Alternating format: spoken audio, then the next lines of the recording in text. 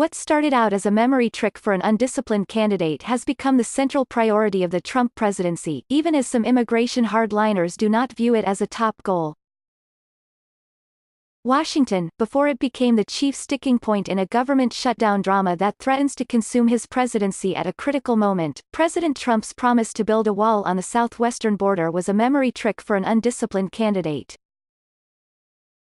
As Mr. Trump began exploring a presidential run in 2014, his political advisors landed on the idea of a border wall as a mnemonic device of sorts, a way to make sure their candidate, who hated reading from a script but loved boasting about himself and his talents as a builder, would remember to talk about getting tough on immigration, which was to be a signature issue in his nascent campaign.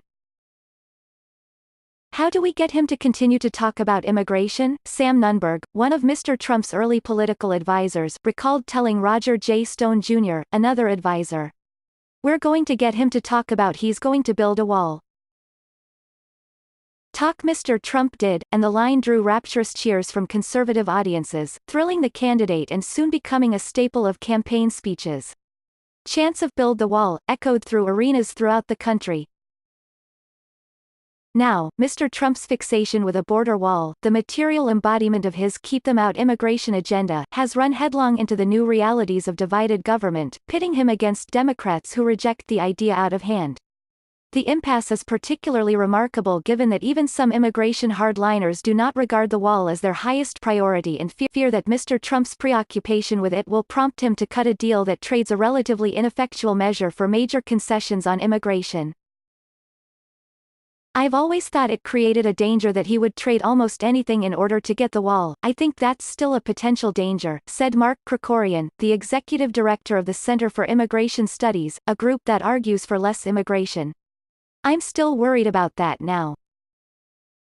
That fear has been realized at times when Mr. Trump has explored a deal with Democrats on granting permanent legal status for undocumented immigrants brought to the United States as children, known as Dreamers. The president has always walked away at the last moment from committing to preserving the Deferred Action for Childhood Arrivals program, known as DACA, but on Friday, FAIR, an anti-immigration group, warned him again that it would be a mistake.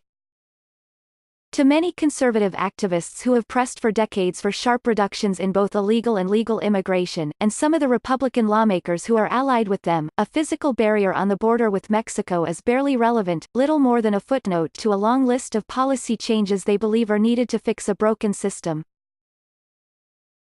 The disconnect is at the heart of the dilemma facing Mr. Trump as he labors to find a way out of an impasse that has shuttered large parts of the government and cost 800,000 federal employees their pay. Having spent more than 4 years, first as a candidate and then as president, whipping his core supporters into a frenzy over the idea of building a border wall, Mr. Trump finds himself in a political box of his own making. In transforming the wall into a powerful emblem of his anti-immigration message, Mr. Trump has made the proposal politically untouchable for Democrats, who have steadfastly refused to fund it, complicating the chances of any compromise. As a messaging strategy, it was pretty successful. Mr. Krikorian said, "The problem is, you got elected, now what do you do?" Having made it his signature issue, Trump handed the Democrats a weapon against him. The dynamic has been on vivid display this past week as Mr. Trump has argued that there can be no deal to reopen the government unless his wall is paid for, while Democrats, now in control of the House, have refused in ever sharper terms. "A wall is an immorality, it's not who we are as a nation," Speaker Nancy Pelosi said on Thursday. "This is not a wall between Mexico and the United States that the president is creating here, it's a wall between reality and his constituents, his supporters." Last month, in private comments to Democratic lawmakers after an Oval Office confrontation with Mr. Trump, Ms. Pelosi said the wall was like a manhood thing for him. Yet it has also become an outsized symbol in the other direction for Democrats, many of whom supported at least some sort of barrier along the border in the past but now cast Mr. Trump's wall as a travesty. 64 Democrats in the House and 26 in the Senate voted in 2006 for the Secure Fence Act, which provided for hundreds of miles of fencing along the border. Among them were Senators Barack Obama, Hillary Clinton, Joseph R. Biden Jr. and Chuck Schumer. The only things that have changed is the situation at the border is worse and Donald Trump got elected, said Kellyanne Conway, the president's counselor. Ms. Conway said Mr. Trump had become so committed to a wall because it would not only prevent the entry of many illegal immigrants and stem the flow of drugs, but also discourage migrants from coming in the first place. The reason he's focused on the wall is he thinks you need a very robust physical barrier at the border that you can't climb over, slide under, drive through or walk around, she said. He believes it's got to be something that's a deterrent that stops people from taking these perilous journeys. Beyond the symbolism, Democrats now argue that a wall is an expensive and ineffective means of curbing illegal immigration. The majority of undocumented immigrants are people who overstay visas, not people who sneak across the border. A report released in March by Democrats on the Senate Homeland Security Committee found that Border Patrol agents on the front lines said they needed more technology and additional personnel to curb illegal immigration and drug traffic, with less than 0.5% mentioning a wall.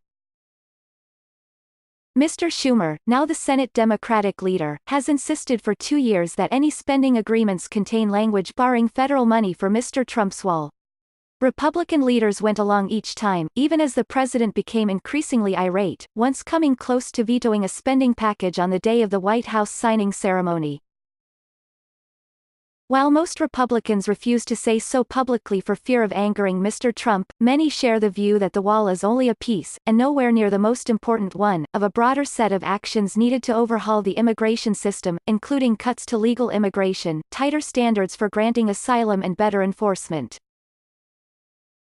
Mick Mulvaney, Mr. Trump's acting chief of staff, gave voice to that position in 2015, when he was a congressman from South Carolina, telling a local radio station that Mr. Trump, at the time a presidential candidate, had an overly simplistic view of tackling immigration. The fence is an easy thing to sell politically. Mr. Mulvaney said then. It's an easy thing for someone who doesn't follow the issue very closely to say, oh, well, that will just solve everything, build the fence doesn't solve the problem.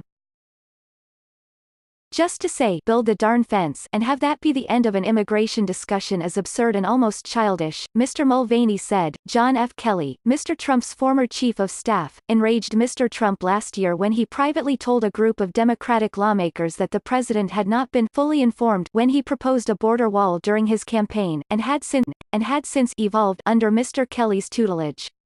The wall is the wall, the president responded in an angry tweet contradicting his top aide. To be honest, it's not a wall. Mr. Kelly said in an interview with the Los Angeles Times last month as he prepared to leave the White House, adding that the administration had abandoned the idea of a solid concrete wall early on. His comments prompted another irate tweet from Mr. Trump. An all-concrete wall was never abandoned, he wrote. Mr. Trump himself has at other times said he is not necessarily wedded to a concrete wall but open to different forms of barriers at different points along the border, including steel slats. I never said, I'm going to build a concrete wall, he said on Friday, rewriting history. I said I'm going to build a wall. Numberusa, another conservative group that presses for stricter immigration policies, circulated an article last month suggesting that Mr. Trump drop his wall demand in favor of a plan to mandate that all employers use E-Verify, an electronic system that checks immigration status for prospective employees. The wall has sucked political capital from the pursuit of other, and arguably better, means to deter illegal immigrants, wrote Heather MacDonald of the Manhattan Institute. Yet Mr. Trump has tethered himself to the wall and shows no sign of letting go. Ann Coulter, who along with Rush Limbaugh, Matt Drudge and other conservative commentators has pressed Mr. Trump to live up to his campaign promise, said the focus on the wall was not to be to the exclusion of other policies aimed at stemming illegal immigration. We want that stuff too, but we also want, she said in an email on Friday, chant at every campaign rally wasn't, enforce E-Verify, tax remittances, she added, referring to a proposal to tax cash payments sent by immigrants to their families in Mexico and Central America.